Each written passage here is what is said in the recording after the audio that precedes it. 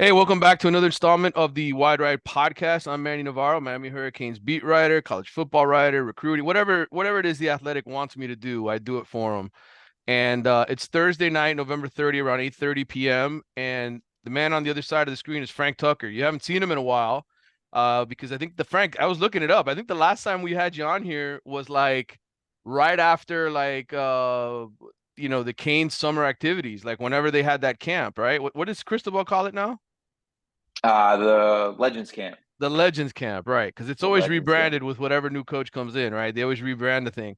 I think I had you on for that, and at that time, Miami's recruiting class was like, I don't know, it wasn't really that great, right? They had brought in a bunch of guys on visits, but nobody had really committed yet. And now all of a sudden, though, man, things have changed quite a bit. Frank, of course, is from Canes County, rivals.com, as you can see there on his name. Does a great job over there with Marcus Benjamin. Want to make sure I give both of those guys a shout out for what they do there. But Frank, thanks for coming on to talk because there's been a lot in the recruiting trail here just in the last 48 hours, and I think there's more to come. Oh, absolutely. It's Flips Ahoy for Mario Cristobal heading into the Christmas season. He is doing a great job on the trail. It's definitely been a flip, no pun intended, of the recruiting class since we last talked. Just getting Justin Scott in the class from Ohio State is a major progression because they need defensive tackle help, Yeah. and it's looking like he has a pathway to a potential top three class, which I don't know if Miami's ever had. No, I mean, you'd have to go back to the Ja'Cory Harris days in 2008 when ESPN ranked them the number one class. It's been that long, and back then you didn't have all the sites, doing the rankings like you do now, and so yeah, I mean, listen, you guys have them five, right? Rivals has them five. I think the composite, the 247 composite, which the Athletic uses as a guide because it mixes all of them together. I think that's five as well. So I mean, listen, they were 11th before they got Mr. Scott, and now they're up to five in that composite. So Mario, look, they went after a lot of defensive tackles, like I said in the summer, and none of those guys were biting, right? Like they hosted all of them. David Stone, they had Scott Aiden there. Breland, Yeah, yeah, Aiden. Aiden Breland. It's been a who's who at defensive tackle for them. And Joe Salavea, defensive tackles coach, has gotten a lot of heat for his inability to land the whales that Miami likes to call him in the last couple classes. Right. So this was a big one not only for him, but it was big for Mario. It was big for the roster. It was big for chief of staff basically Dennis Smith. And anytime you get the number one defensive tackle in the country, it's big news. Frank, I think one aspect to all of this, and I've talked about this on the podcast before with Carlos Leather, who does the show with me pretty frequently during the season, is that Miami's NIL is really strong. And I think, there was a notion 6 months ago when everything was going on with John Ruiz and Life Wallet that, man, Miami might be in trouble, right? Like they may not be able to attract guys because maybe the NIL isn't strong enough and then maybe keep guys. And yet I think this victory is sort of a sign, right, that things are just alive and well, and the Canes Connection NIL initiative is raised a lot of money. There's a lot of private donors that don't go out there and talk the way John Ruiz did, right, in public. They kind of keep things behind the scenes quiet. But look, in today's age, the bottom line is you need to have NIL to compete. And Miami is in the fight for a lot of great players right now because they have a strong NIL group.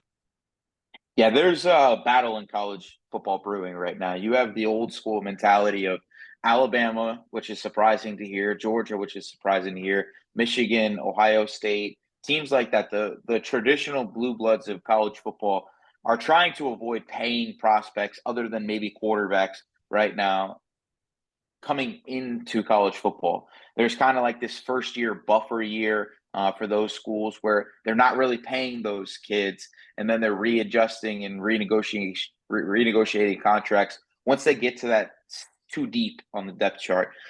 Miami's not following that model. Miami is giving guys money up front. There's an opportunity to make money here. It's a little bit of a different NIL model where it's coming straight through the collective rather than going through Raising Cane's or something Right. like that for Florida State. So it's working, and I credit John Ruiz for the buildup that he was able to provide for Miami in recruiting. And he did obviously provide some financial backing that Miami did need early on in Mario Cristobal's tenure. But I think there's been a cleanup of sorts from this Canes connection takeover, where things aren't as messy as they were before. You don't have any Jaden Rashada type situations. You don't really have anything that's getting out in the open where figures are known. Right. Everything is pretty controlled. It's consistent. You don't hear anything on the back end of kids not really being paid.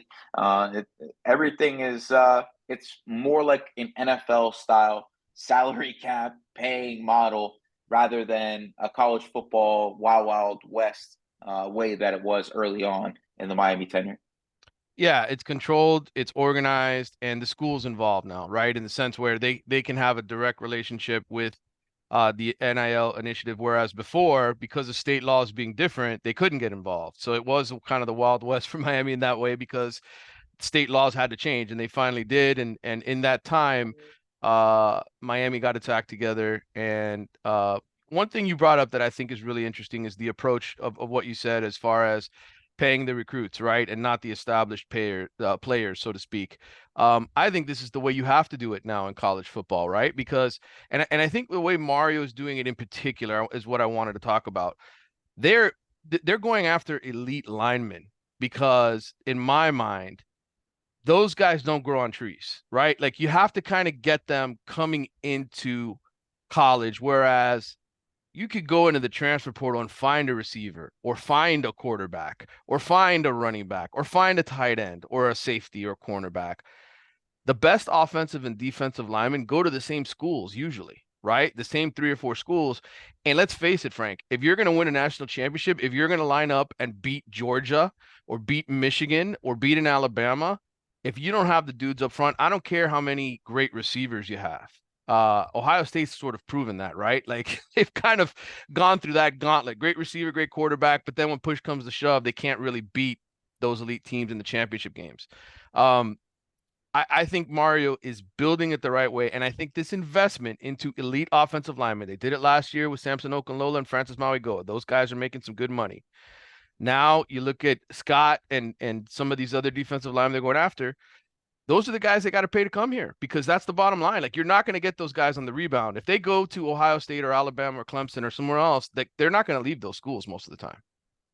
Absolutely. And I think that they've done a good job of balancing the last two classes with going after the top offensive lineman in 2023 and then going after the top defensive lineman in 2024. And like I said, it's kind of an NFL model, right? There's a salary cap Right. that these schools have to have for themselves, a budget of sorts when going into each class.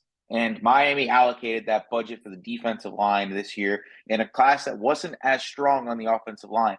They went and grabbed basically the top two offensive tackles outside of Caden Proctor in the 2023 class, grabbed some impact players like Tommy Kinsler, who's somebody who's going to be a big time player at the University of Miami, Antonio Tripp, who's a center that's going to provide depth immediately, other than his injury that he had this past season. But overall, they did a really good job in the last class of grabbing guys that can be early impact players along the offensive line. And then this class, adding really good high potential depth pieces. Like Markel Brown, a JUCO addition, is a 6'9", 335-pound monster. And he might not, carry as many waves with him as, say, Right. a Because he's a Francis, JUCO guy. Right. a Francis Mount or a Pancake Concho, but he is a player that has really good potential. Derek Plaz, really good potential. There's a few guys in this class on the offensive line that I like that they added, but it's not the same as the last one. But Miami is doing a great job of building a really good, at minimum, two deep, which is something that Miami didn't have when Mario came in. That's why there was only six healthy offensive linemen that first year, which was a huge reason why they went 5-7. And even with guys like Javion Cohen exiting to the NFL, there's really good options coming in behind him. Matthew McCoy is getting vital reps at the end of the season at offensive guard. Inez Cooper's really took a step up. Tommy Kinsler, who I mentioned, is going to be in a position to fight for one of those spots. And listen, with Samson Okunlola getting healthy and potentially filling that left tackle spot, you can move a couple guys that were playing offensive tackle a little bit further inside and maybe compete for that spot as well. So you're 100% right that Mario has done a really good job of developing the offensive line through him and Alex Miraball's, model that they have instituted here at the University of Miami. And listen, they have an eye for talent at the position as well. And it's proven. It's proven not just at Miami, but it's proven what he's done at Alabama. It's proven by what he's done at Oregon. And it's proven pretty much every step of the way of his football career in Maribel's as well. Yeah, and I think Miami fans were disappointed and say, well, he's 12-12, and uh, they had games they should have won this year. Look, there's no denying that Mario has to get better at clock management, right? And some of the game planning, whatever he does with the offense, whenever he holds back the offense, right? That there's this feeling he's being too conservative. Those are all things he can improve. But the bottom line is, Frank, you're not winning a national title unless you've got dudes up front. It's just the bottom line, and that's what Mario's value is here at Miami. He can recruit those positions. And that is the hardest position to recruit in college football. It just is. It's the hardest thing to get. And yes, Miami brought in Javian Cohen and Matt Lee through the transfer portal, and that was great. But again, like, look at Alabama's roster, look at all the teams that play for national champ. Those guys are never brought in from the portal, right? Like those dudes usually grow up in those systems. So you have to invest in those guys coming out of high school, and then you build around it with every other piece. Use the portal to fill needs. And I think this is the right approach. I think Miami fans need to look at it this way through this lens of, hey, you know what? Eventually they're going to get there because they've got the dudes up front. And so with all of that said, you got Ruben Bain and Maui Goa that had huge years this year.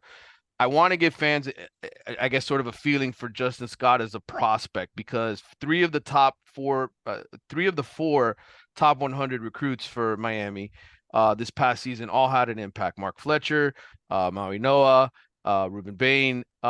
Scott is whatever, like a top 10, top 15 type player overall in the country.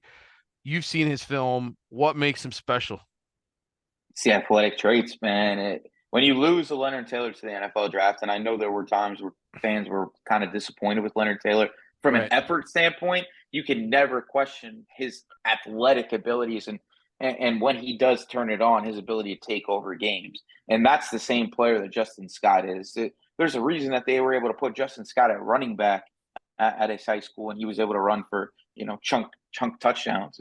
He's a freak of nature in every sense of the word. His movement skills is a three technique, gives him the ability to jump out at 4 eye if needed, which that's not a normal thing. Like he's the type of guy that fits the mold of versatility that mirrors like a Calais Campbell almost, Right. or somebody along those lines, like almost like an Ed Oliver type player, just a dominant interior pass rusher that once he gets with Jason Taylor and learns how to rush the passer and gets with Joe Salavea and works with those two guys who know what it takes to develop NFL defensive linemen, the sky's the limit for him. He has real deal first round draft potential. We have him as the eighth best prospect in the country. That means that we're projecting him out as a potential top 10 pick Right. in his respective class. So that's the type of talent that Miami's getting in him. And there's a reason that Ohio State fans are as upset that they are That whole that he thing, is. man. Yeah, there's a reason for it. There's a Yeah. reason for it. Sometimes you get the narrative that a kid wasn't a take, right? Or he wasn't a culture fit. I don't think that there was much of that narrative going on in this one. People are just upset, Right. generally upset because of how good of a player this kid is. And when you talk about the type of player off the field that he is, this was a kid that was potentially going to Notre Dame. So he Right. had the academic prowess to be able to fit in at a Notre Dame that doesn't recruit every single kid. So when you see an interview with this kid, when you see how he handles himself with the media, he is a mature high school senior, and just from an on the field perspective, a potential difference maker as soon as his first season. I don't necessarily know if it's going to be a Ruben Bain type impact because Miami's still going to have some dudes at the defense tackle spot. Ahmad Moten took a step up this year. Yeah. Joshua Horton was a guy that they added at defensive tackle last year, who this staff was talking about as a potential top 10 pick himself in the last class. Yeah. He was a state championship level player out of Langston Hughes last year. Was just an absolute monster, over 100 tackles, a penetrator the same way Justin Scott is from the interior defensive line. So Miami is doing a really good job of continuing to stack talent at that defensive tackle position. I know that there were some worries going into this offseason because you're going to lose Leonard Taylor, Branson Dean, Jacob Lichtenstein. You're going to lose some pieces, but overall, Miami's doing a really good job of replenishing that. They got Marley Cook coming here for a visit as well, Middle Tennessee Yeah. state transfer. He was a guy who had like 3 pressures and a sack against Miami in that upset win a couple years ago, and he was a captain for them this year. So Miami's doing a really good job stacking talent, like I said, and I think that Scott is going to be one of those guys that's going to rotate in early on as a freshman. Maybe not, maybe not ACC Defensive Rookie of the Year, but I think really good career here at the University of Miami. Yeah, and we still don't know what's going to happen with Jared Harrison Hunt because when listen, that kid's been in college now 5 years, and yes, he's got another year of eligibility left, but you don't know at what point does a guy like that just say I'm ready to go to the pros, right? And I'm ready to dip. So we'll see what happens with that. But if he comes back, to me that buys time, right? So that you could start an Ahmad Moten and Jared Harrison Hunt in the middle. You get Bain, you get a Mesidor back, you get Nigel Lee Kelly, and those are your 5 dudes, and then these young guys can sort of filter in behind them and get the work. So, and that's a really good defensive line. I think Ahmad Moten, you mentioned it, a local kid out of Cardinal Gibbons, who's big bodied. He had the pick against Boston College, right? He had the pick against them at the line of scrimmage, the ball that was deflected and everything. So he's an athlete. He's a good player.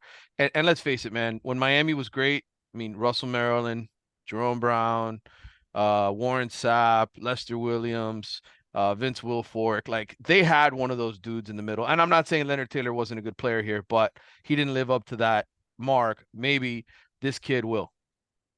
Absolutely.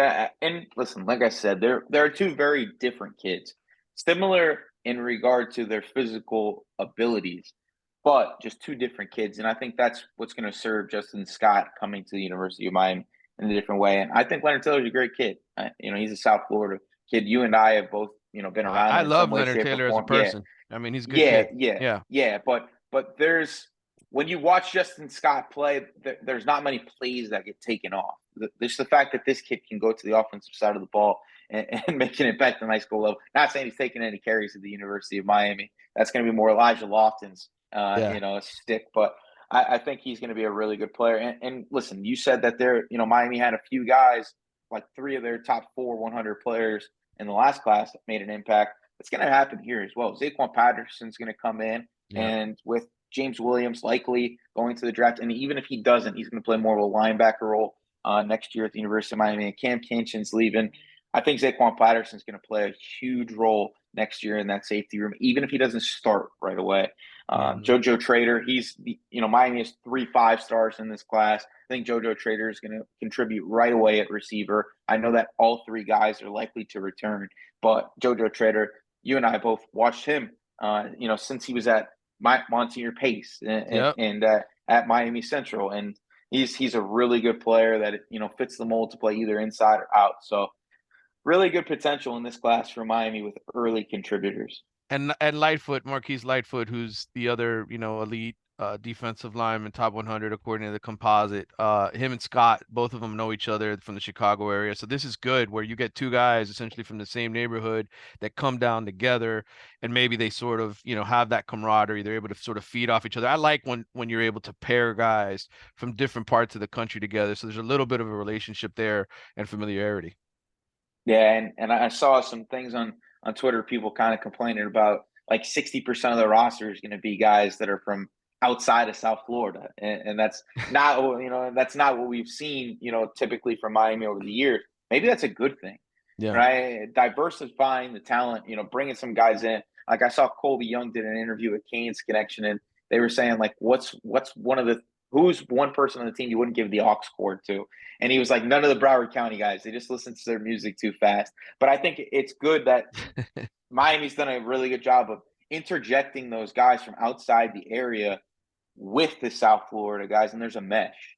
Yeah. They have found the guys that fit Mario Cristobal's mold as character guys. It's that was a big issue when he first came in, is that there was kind of that clash with some Right. guys in the program of what Mario's expectations were and what those guys were used to. And I think everybody in the program now, majority, uh, understands what it takes to be a Hurricane under the Mario Cristobal regime. I wanted to talk to you about some of the other D linemen just because, I want Miami fans who don't pay close attention to recruiting and don't really know, I heard they got this four-star guy from here, but they don't really know much about him. Artavius Jones is from Bluntstown. I know that's close to Florida State. Um, and they got Booker Pickett, whose father played here at Miami. He's another four-star guy out of the Tampa area. Elias Rudolph out of Cincinnati, Ohio Taft. He was supposed to play at Deerfield this year. I know that. That's another four-star guy.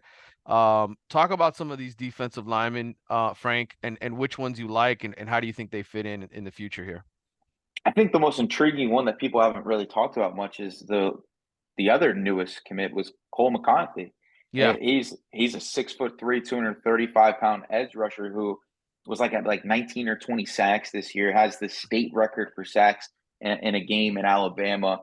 He's a guy who I think can put some weight on and be one of those versatile pieces that can play a little bit of inside as a pass rusher on third down, jump outside and play edge. A freak of nature, and I think he's going to get a blue chip bump on the next update here at Rivals. So hmm just yet another four-star guy to watch out for. Elias Rudolph, who you mentioned, was supposed to play down here in South Florida, played in the spring, and when everybody got a chance to get a glimpse of what he's able to offer. Freak athlete on the edge. Probably is going to have to put on 20 to 30 pounds to be able to survive in college football. Is going to need that mango year the first season, especially coming off a shoulder injury. Didn't play much this year yeah, when he went back to Taft, so he was out for most of the season. Marquise Life, who you spoke about, is the prototype at defensive end. Already 6'4", 25 pounds. Just fits the mold physically of what you're looking for. Has a motor off the edge, double-digit sack type kid. Dealt with some injuries a little bit this year, but came back towards the second half of the season and put up some big games. He was a guy that I felt was I was a little worried might end up outside of the class. And when he started to solidify his commitment towards the end, especially when they announced his All-American, selection, he was wearing Miami stuff, told everybody there's nothing to worry about. And I think he was a part of the reason why Justin Scott felt comfortable. Like you said, they're from the same area. They know each other. That Marquise Lightfoot tweeted out when he did commit. Oh, this is what we doing, brother. Like yeah. there's a familiarity there that's going to help. And Booker Pickett, who you said, I don't know what position he's going to play because he's 6'4", 6'5", really good length, but sitting at around 205 pounds right now. Yeah, 205, 207 maybe a range. linebacker.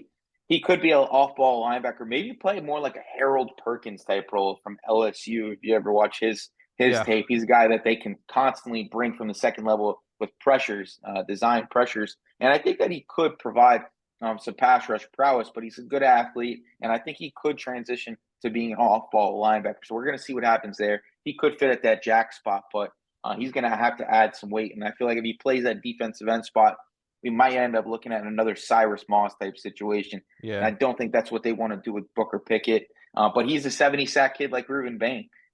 Anytime a kid has 70 sacks on the high school level, there's something there. There's a high level of talent. So Miami's got a really good group of productive pass rushers on the edge. Artavius Scott, I think, is more that Vince Wilfork type player that you were mentioning hmm earlier. He's again a kid who plays tight end on offense as a 305-pound defensive tackle. It just is just just watch the footwork. He's able to move in a way that a 300-pound man is not supposed to.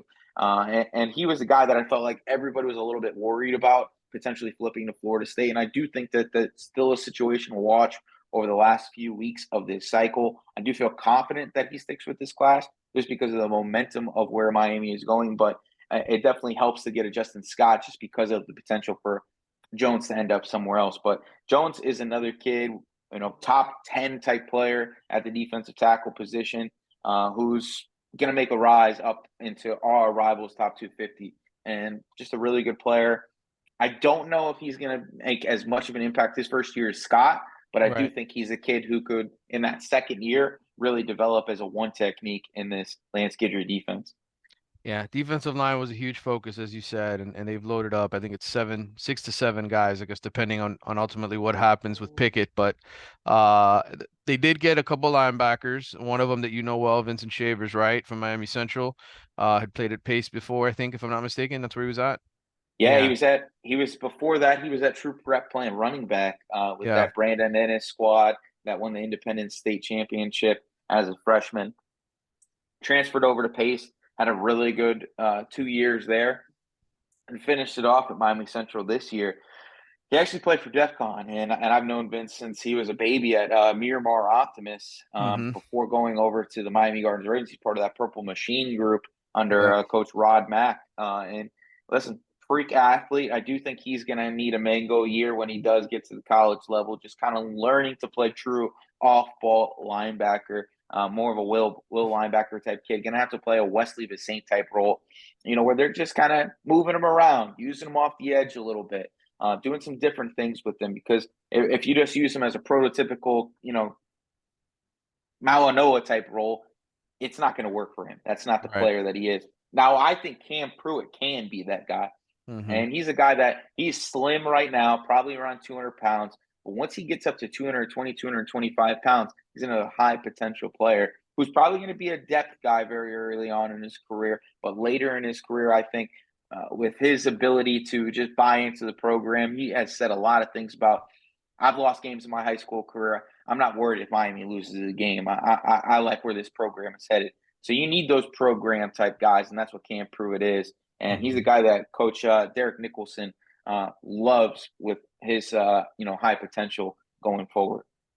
You already talked about Zaquan and what he could mean at the safety position, but there are other DBs, obviously Romanis Frederic, Ryan Mack, all those guys that you've written about with the Purple Machine. Isaiah Thomas from Clearwater. Um, they've got guys, Dylan Day from Baton Rouge. They've got DBs.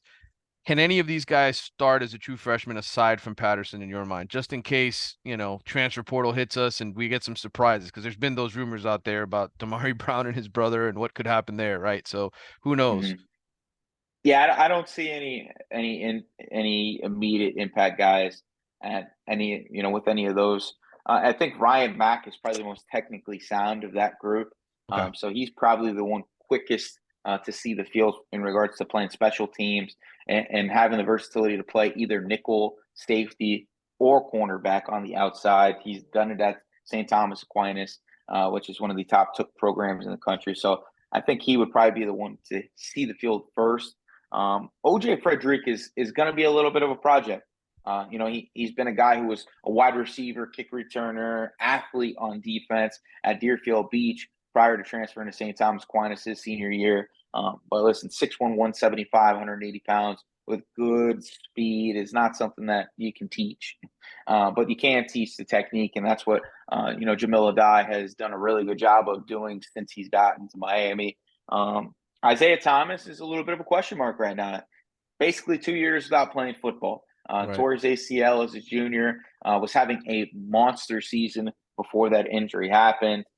We have seen some flashes of him being like a money backer type player, really good physicality, good size at 6', 295, 200 pounds. Could be a guy that transitions to the second level permanently if needed. But we got to see how he's healthy. We got to see how he gets back. So that's the big question with him. Dylan Day is a Lance Guidry special. As soon as he got that job, that was like one of the first commits Right, to pledge, right? Plays at Southern Lab, which is a really good small school program in that Louisiana area. Good size, about like 6'1", 170 pounds, true nickel. Not going to play outside, not going to play safety. He's a nickel. He's the right, guy that you put in the slot, blitz him off the edge a little bit, can do some different things. He's just a guy that is a system player for Lance Guidry, and that's where he's going to fit. But outside of Zaquan, I don't see any guys that are going to threaten for playing time early on. If we were to lose a Demario Brown, you'd see a jump up with Jadias Richard, Darryl Porter, obviously locking in as cornerback one, and then probably hitting the portal for some right. other cornerback depth. So, and Jaden Harris, I know he had a solid season as a reserve free safety for Miami this year, but he could play corner. if needed to as well. Robert Stafford could make that jump up as a 6'2", 180-pound guy, really good athlete in his second season. And overall, I think Miami will be okay at corner. It's probably going to be one of the weaker spots on the team, but unless they were to grab like an Ellis Robinson in Right. this class, That was my next probably, step. yeah, probably no starter there. And I know you're probably going to ask me, what's the flip situation with Ellis? I think Miami is a place that he absolutely loves. If you Right. talk to anybody that's been near him on any of his visits, he says it feels like home.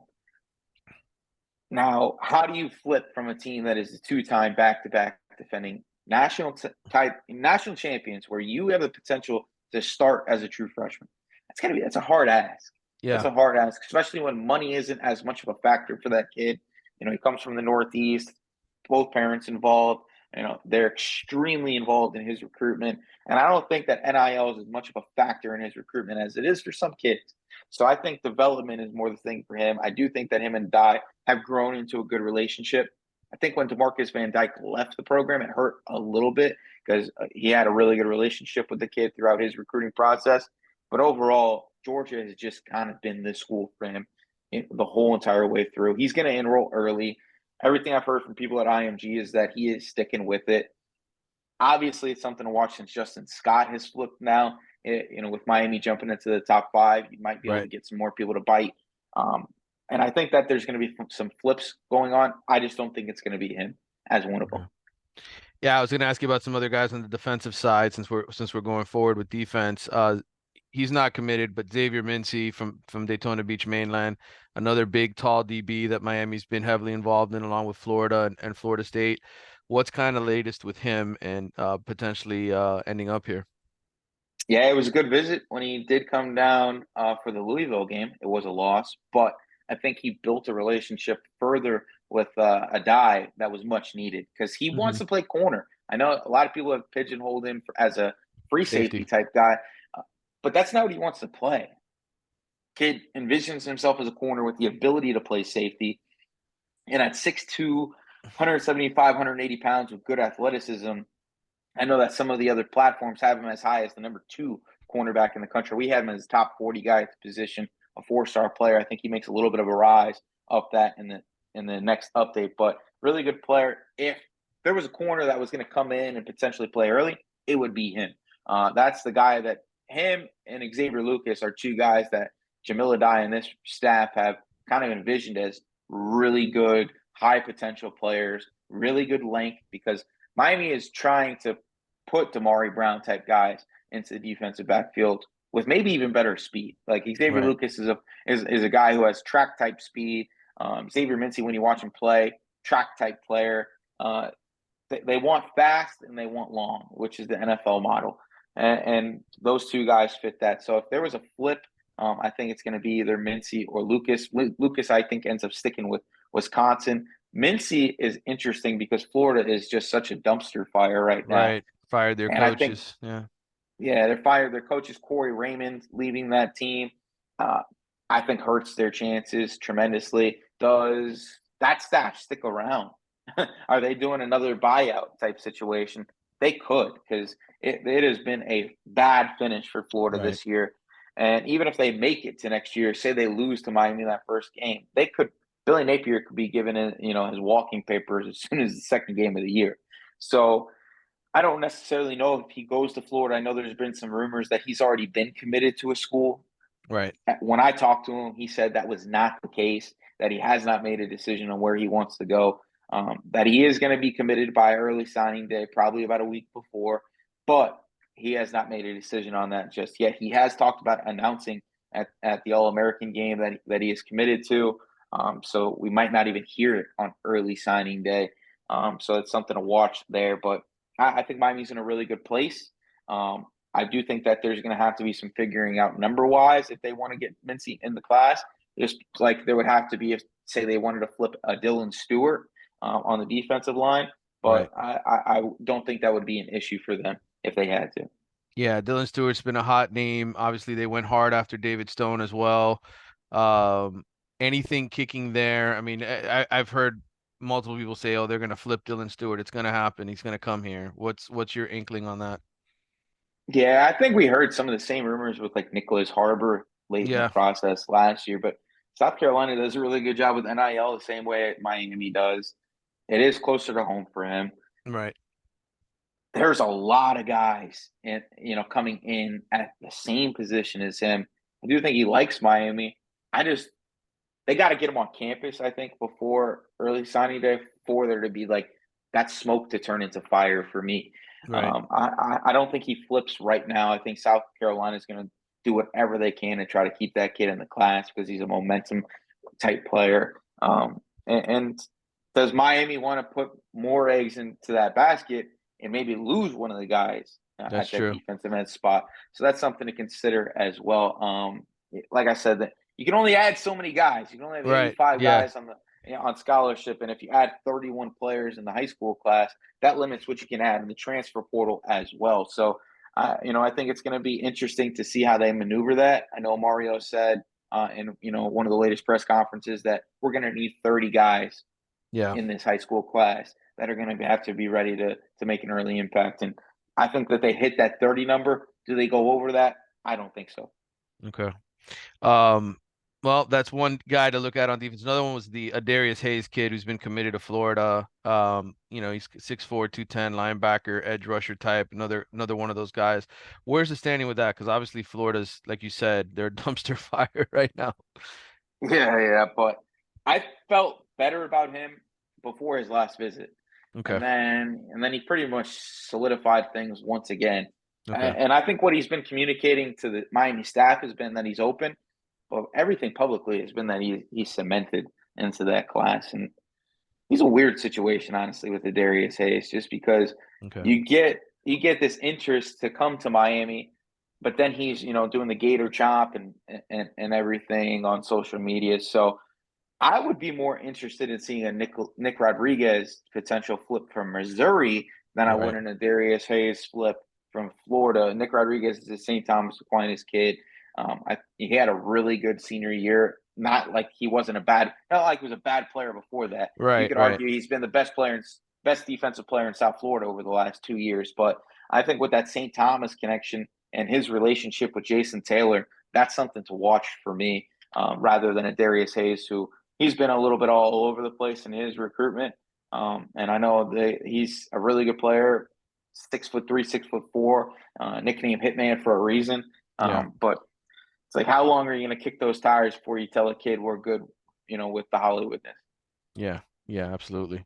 Well, another guy who they could potentially flip here from Aquinas is Jordan Lyle, who's been committed to Ohio State for a while. That running back position is sort of interesting the way Miami is looking at it. I think we could see some movement there, right, among the commitments. What do you see with Lyle? Yeah, we could see some movement if Lyle, jumps into this class.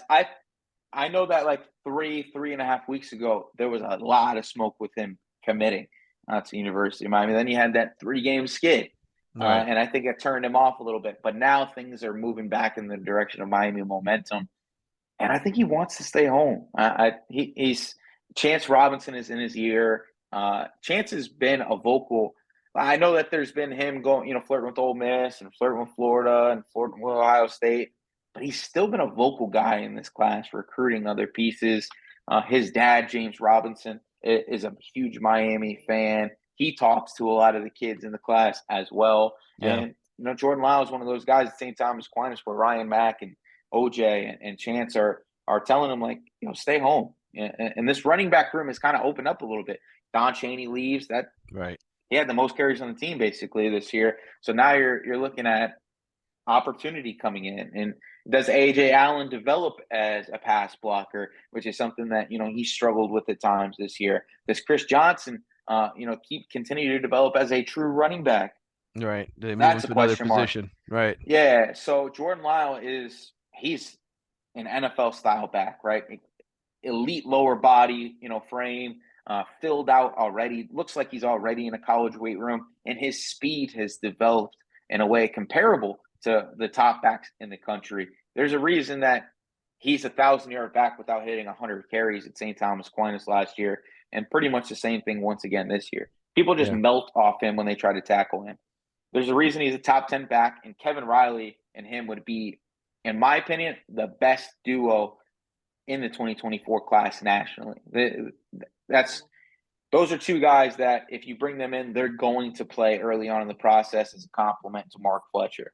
And I know AJ Allen's going to get some carries. And if Henry Parrish is still here and doesn't ultimately go somewhere else in the transfer portal, he'll get some carries as well. But those are two guys that are going to force their way on the field because they're such good football players, not just running backs. Yeah. And I do think Lyle ends up. He's another guy. I think that he does end up flipping to Miami. I just don't think that Ohio State has other running backs committed, and it's a pretty heavy room over there. There's Trayvon Henderson end up going to the NFL draft because that Ohio State group is talking about staying. Marvin Right. Harrison is talking about even staying for another year. Does Lyle want to go and just kind of have him, a complete redshirt season like Brandon Inniss did? I do think that some South Florida kids are looking at that situation like, what happened there, right? Right. And it could throw some guys off. And the same reason that Mark Fletcher ended up at Miami could be the same reason that Jordan Lyle ends up at Miami as well. All right. The last one I was going to ask you about as far as a flip was Cedric Bailey. He's been committed to NC State for a while. Miami obviously offered him late in the process. We know the quarterback situation. Miami's definitely going to get at least one quarterback in the portal to replace Tyler Van Dyke. Who knows what's going to happen with Jakari Brown if he just plays in the bowl game and then decides to head out after that. So it makes sense to me to take two quarterbacks in this class for that reason. So what do you think happens with Bailey? My gut feeling is that he flips, but I Okay. do think that there's some work to be had here over the Mm-hmm. last 2.5 weeks because the surface level wise, it looks like a fit, right? Stay at home, have that Corey Harris type impact. You've been a South Florida kid your entire life. You've won here in South Florida. Your whole entire group of friends is coming here to the University of Miami. There's not a lot of competition in the quarterback room. It works, right? Mm-hmm. But he also got offered late in the process, and I think that the noise around it was that just a move to get Jeremiah Smith. Right. And I think Miami has to prove that his recruitment is independent of what happens with JJ. And I think the second that they're able to convince the family and CJ that that's the case, that's when you get a flip out of him. Right. My gut feeling is that he does come, and Miami adds somebody from the transfer portal, and they add him and Judd, and you have four guys in that quarterback room, which was better than what they had this year. Right. And and I think that CJ could be the quarterback of the future at the University of Miami. Does he have some, things he needs to fix in his game? Mainly the throwing motion a little bit. Yes. But I don't think it's a Tate Martell situation where he's coming in as a high school winner and there's an inability to be a Power 5 quarterback. I think that his mobility, his ability to lead a team, the quote is he's a nuts and bolts type guy. And that's what Cedric Bailey is. He's going to rally everybody around him. I think the perfect story to tell with Cedric Bailey is that they played Columbus. I don't know if I think it was last year, right? And he threw two interceptions early in that game, and Chaminade went down 14-0. Kid didn't flinch, and they won by like 3 touchdowns. Yeah. and it was a huge credit to him. Like he was still like high fiving guys in the silence. That's on me. That's on me. Like there wasn't the body language that we saw from Tyler Van Dyke, for example, after early mistakes. It was a rally call. It was him like smelling salts type situation for him. So I think he's a guy that could be a difference maker at the University of Miami and not just a depth addition at that quarterback spot. I lied. I had one more for you. Jeremiah Smith. We got to talk about him before you say goodbye. I had dinner with Brett Getz from South Florida Express last night. I got invited out to go out with those guys. Good restaurant up in Pompano Beach, good Italian food. So thank you to Brett for that. Um, I get the sense, I'm not gonna say who said what, but I get the sense that if Jeremiah flips, it's probably to Florida State because I think deep down inside, I think that's where he probably wants to go. What I mean, look, I know mom and the family love Miami and the whole thing, the Hurricanes, like they've got all their reasons to play for Miami, but how do you read that situation? I read it. It's a little bit based off Cedric Bailey. I know that Miami didn't offer Cedric Bailey to get Jeremiah Smith, but if Cedric Bailey commits to Miami, you're going to have a cascade effect there, right? I mean, it's Hmm. pretty much every piece of that Purple Machine group Right. that is a Power 5 type player. is ending up in Miami except for Davion Galls. And that, like, how does he say no? How does he say no? Miami's going to offer the most money in NIL, Right. right? Probably the best opportunity for early playing time, in my opinion. I think that Kevin Beard is a better developer of talent than than Dugans, right? Yeah. Ron Dugans. Yeah. Because Ron Dugans, like, the production of Miami receivers is better than Florida State. I know people want to talk about Keon Coleman and Johnny Yeah. Wilson, but outside of that LSU game, Keon Coleman averaged like 50 yards a game. Mm-hmm. Johnny Wilson had 2 touchdowns this year. Yes, I know he was banged up, but that's not a high octane passing attack. That's an offense predicated on relying on a Trey Benson in the backfield. Like, they're bringing in Cam Davis, who's a borderline 5-star player at the running back position. And he's going to be a bell cow when he gets there. It's a Cam Akers type addition that they're bringing in. And I know that Jeremiah Smith would be the face of Tallahassee probably, but he'd be the face of Miami too. He's a generational talent, an Andre Johnson type player, Calvin Johnson type player, Julio Jones type player that wherever he goes, he's going to have an early impact. There's a reason that an NFL executive said that he would have been drafted within the first 5 receivers of the last draft, right? Because Yeah. of how talented he is. He's a freak of nature. 6'4", 205. He has top 10 times in the 110 hurdles in track nationally. He's a freak. And I think that there's going to be a pull for Miami if Cedric Bailey commits. Now, if PJ sticks with NC State, it's going to be tough. I don't think that he ends up at Ohio State. I think that it's a Florida State or Miami battle. My gut feeling tells me, because of my feeling that CJ Bailey's going to end up at Miami, so does Jeremiah Smith. And I'm Okay. going to ride on that through the last 3 weeks. I know that SFE kind of feels otherwise, but I think that SFE also felt otherwise on Chance Robinson sticking with Miami throughout the process. Yeah. And I think that they have felt, at times we sometimes we get a read on our 7-on-7 kids, right? That sometimes we're a little bit off, right? Mm-hmm. And we know our kids, but like, for a long time, I've been around Zaquan Patterson since he was a kid. For a long time, I thought it was going to be Georgia, and then I thought it was going to be Michigan, and then it became Miami. So I think that it could be a similar situation here with Jeremiah Smith, where Miami can win out in the end. They just have to keep riding it out. Right. Could it be Florida State? Absolutely. My gut feeling says Miami, though. All right. We'll see. I know the people who tune into my podcast really believe that I'm a Florida State fan.